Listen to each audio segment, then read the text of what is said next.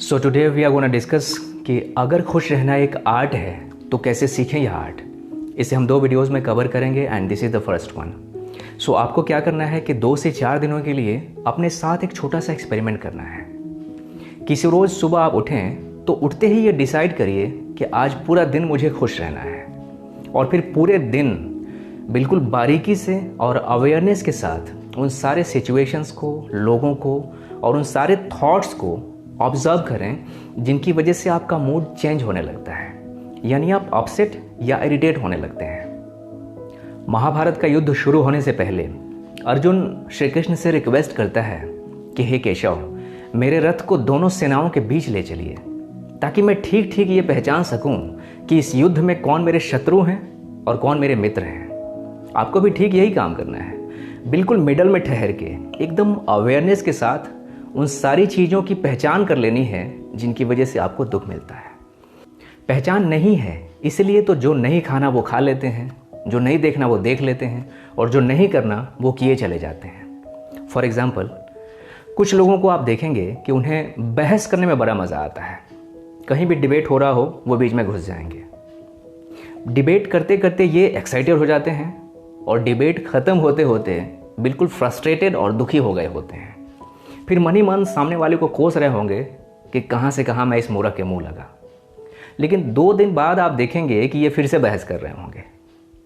यानी एक छोटी सी बात इन्हें नहीं दिखाई देती कि जिस काम को करने से दुख मिलता है उस काम को करना ही क्यों। और ऐसी सैकड़ों अननेसेसरी चीज़ें लोग हर रोज़ किए चले जाते हैं।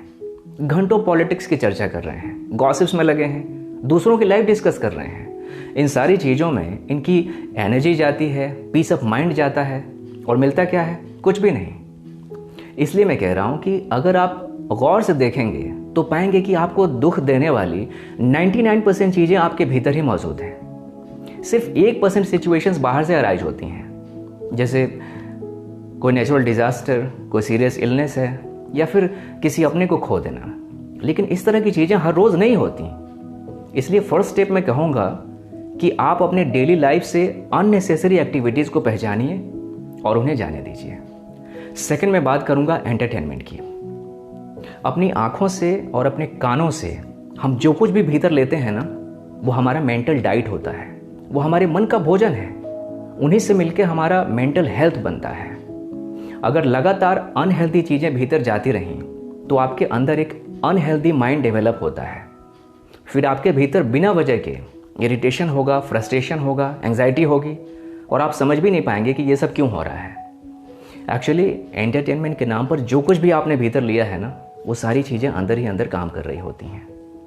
आजकल 90% फिल्में, टीवी शोज़ और वेब सीरीज़ इंसान की बेसिक कमज़ोरियों को टारगेट करके बनाई जा रही हैं, जैसे too much sexuality, violence, jealousy, revenge.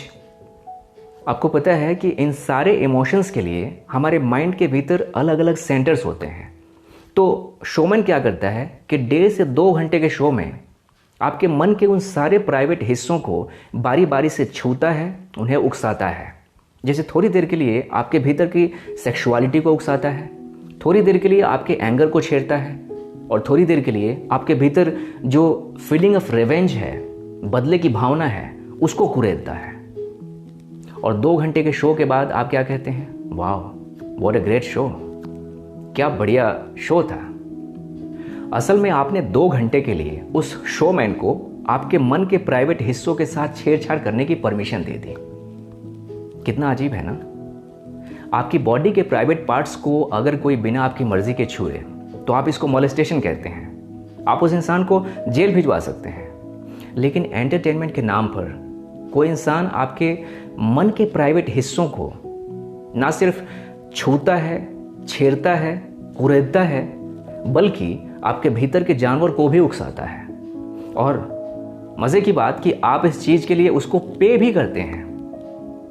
ध्यान रखिएगा, इस तरह का एंटरटेनमेंट आपकी भावनाओं को धीरे धीरे बेलगाम कर देता है। अगर इस तरह का एंटरटेनमेंट आप लगातार लेते रहे तो कुछ दिनों के बाद आपकी भावनाएं, आपके इमोशंस आउट ऑफ कंट्रोल हो जाते हैं। तो मिलते हैं नेक्स्ट वीडियो में। Thanks for watching.